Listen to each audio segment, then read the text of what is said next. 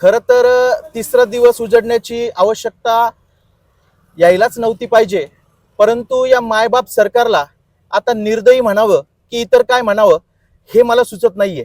या समस्त महाराष्ट्रातील 17 लाख कर्मचारी हे संपावर असताना देखील शासन आमच्या मागण्या संदर्भात शब्द देखील काढत नाहीये, ही खरी शोकांतिका आहे।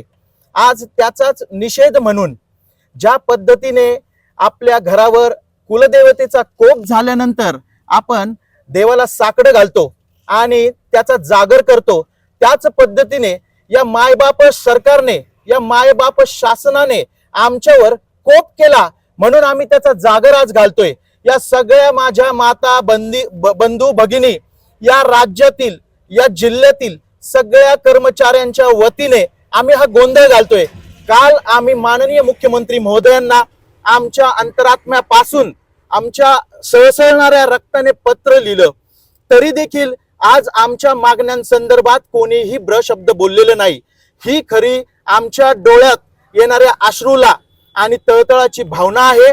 मी मनापासून सांगतो, जर हे असंच चालू राहिलं तर हा साधा सरळ सामान्य कर्मचारी या मंत्रालयाच्या गेट पर्यंत यायला सुद्धा घाबरणार नाही। साहेब तुम्ही जर आमच्या मागण्या आजच्या आज पूर्ण केल्या तर मी या देवाची शपथ घेऊन सांगतो, तुमच्या पक्षाचं चिन्ह या हातावर मी कोरून घेईल। अगदी ही माझी वैयक्तिक भावना आहे, पण मी या सगळ्या कर्मचाऱ्यांच्या वतीने आज देवाबरोबर तुम्हाला देखील साकडे घालतो आणि अगदी मनापासून विनंती करतो।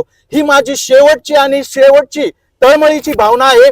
माझ्या शब्दात जर काही चुकत असेल तर तुमचा सामान्य कर्मचारी म्हणून सगळ्यांनी समजून घ्यायचं, पण भावना या तीव्र होत चालल्यात याची देखील दखल घ्यायचं। धन्यवाद। आज आम्ही या कलेक्टर ऑफिसच्या प्रांगणात जागरण गोंधळाचा जो घाट घातलाय आमच्या संघटनेच्या वतीने, तर त्याच्या मार्फत आम्ही आमचा आक्रोशच सरकारपर्यंत पोहोचवायचा प्रयत्न करतोय। कालच्या जी आमच्या निमंत्रक काटकर सर यांनी आम्हाला जो निरोप दिला की जी बैठक झाली, त्या बैठकीत जी आपुलकीची बैठक सचिवांनी जी म्हणली आहे, माननीय मुख्य सचिवांनी, की आपुलकीची बैठक झाली आहे आणि आपला राष्ट्रीय सुधारित पेन्शन योजना आणि त्याच्यासोबतचे 4 मुद्दे याच्यावर काल फक्त चर्चा झाली, पण संध्याकाळपर्यंत कुठलाही ठळक असा निर्णय आम्हाला मिळालेला नाही। आणि त्याच्यानंतर परत आम्हाला तसे निर्देश आले की ह्या मुद्द्यांवर जर काही ठळक आपल्याला निर्णय मिळाला नाही तर आपला हा संप असाच आज 4:30 पर्यंत कंटिन्यू राहील। परंतु जर आज पण अशीच आश्वासनांची आम्हाला गाजर दाखवण्यात आलं असेल तर हा संप आम्ही बेमुदतच चालू ठेवणार आहे। याची शासनाने दखल घ्यावी। यात शासनाचे आणि आम्हाला पण जाणीव आहे की आमची कार्यालयीन कामकाजाचे तास वाया जात आहेत। शासनाचा रेव्हेन्यू विभाग आहे, रेव्हेन्यू बुडतोय। आम्ही GST विभागातून आलेलो आहोत, वस्तू व सेवा कर विभाग, तिथून वस्तू व सेवा कर विभागाची इतकी कामं सगळी प्रलंबित राहिलेली आहेत। खूप मोठा प्रलंबित कामांचा डोंगर आहे, याची आम्हाला जाणीव आहे। पण शासनाला, माननीय शासन, आमचा जो मायबाप सरकार आहे, याची जाग येत नाहीये की जिव्हाळ्याच्या काही मागण्या आम्ही हे करतोय। 2023 पासून आमचा लढा आमचे वरिष्ठ सगळे संघटनेचे अध्यक्ष सदस्य यांच्याकडून करतोय आणि हाच वारसा आम्ही आता तरुण पिढी पुढे नेण्याचा प्रयत्न करतोय। तर शासनाने आता तरी जागृत व्हावं की वरिष्ठांसोबत नवनियुक्त सगळे कर्मचारी सुद्धा यात आवेशाने सहभाग घेत आहेत। आणि आज आम्ही नवीन आज हा जागरणाचा नवीन आम्ही पायंडा घालतोय।